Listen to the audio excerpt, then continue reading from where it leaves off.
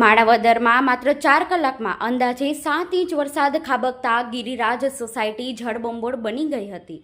25-30 ઘરોમાં વરસાદી પાણી ઘૂસી જતા ઘરવખરી અને કિંમતી સામાનને ભારે નુકસાન પહોંચ્યું છે। સ્થાનિક રહીશોએ નગરપાલિકાના તંત્ર પર અગાઉથી રજૂઆત છતાં યોગ્ય કામગીરી ન કર્યાનો આક્ષેપો કર્યા છે।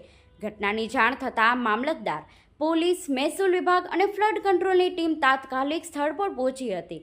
તંત્ર દ્વારા પાણીના કુદરતી વહેણમાં અવરોધ, ગેરકાયદેસર દબાણો દૂર કરવામાં આવ્યા હતા, જેના કારણે પાણીનો નિકાલ શરૂ થયો છે। વરસાદનું જોર ઘટતા હાલ પરિસ્થિતિ નિયંત્રણમાં છે, જ્યારે નુકસાનનો સર્વે પણ શરૂ કરવામાં આવ્યો છે। મારું નામ દીપક પટેલ, ગિરિરાજ સોસાયટીમાં રહું છું। આજે 42 વર્ષથી ગિરિરાજમાં પાણી કોઈના ઘરમાં નથી ગયું।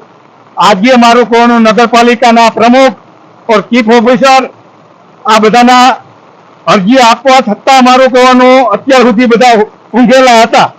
અત્યારે ઉઠ્યા, હવે ઘરમાં પાણી ગરી ગયા પછી પાણીના રસ્તા કરવા નીકળ્યા તો ગરી ગયા, નુકસાની થઈ એનું શું? અત્યારે ગિરિરાજનગરની પોઝિશન શું છે?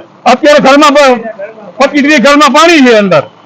અત્યારે આ કેસ કદમી હટાવવા આવ્યા છે? અત્યારે આવ્યા છે તો કેટલી હટાવે કેટલું શું થાય તેને ખબર છે।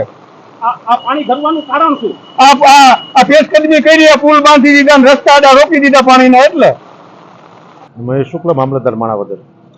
આજ રોજ બપોરે 2 થી 6 ના ગાળામાં અંદાજે 7 ઇંચ વરસાદ માણાવદરમાં નોંધાતા અત્રેની ગિરિરાજ સોસાયટીમાં પાણી ભરાવાની ફરિયાદ અમે ઓફિસમાં હતા ત્યારે મળેલ, એટલે અમે તાબડતોબ ઘટના સ્થળે પહોંચીને નિરીક્ષણ કરતા પાણીના જે નિકાસ છે એ નિકાસની ઉપર જે અમુક લોકોએ દબાણ કરેલું છે એ તાત્કાલિક દૂર કરાવીને પાણીના વહેણને ખુલ્લું કરાવીને પાણીની નિકાસ શરૂ કરવામાં આવી છે। અને ગિરિરાજ નગરમાંથી ધીરે ધીરે હવે પાણી ઓસરી રહ્યા છે અને પાણીનો જે પ્રવાહ છે, વરસાદે અત્યારે ઓછો થઈ ગયો છે, એટલે 2 થી 6માં મૂળ તો 7 ઇંચ જેટલો વરસાદ પડ્યો, એને હિસાબે ગિરિરાજનગરમાં પાણીના વહેણની ઉપર જે દબાણો હતા એના હિસાબે પાણી ભરાયેલ હતું, પણ હવે પરિસ્થિતિ અંડર કંટ્રોલ છે।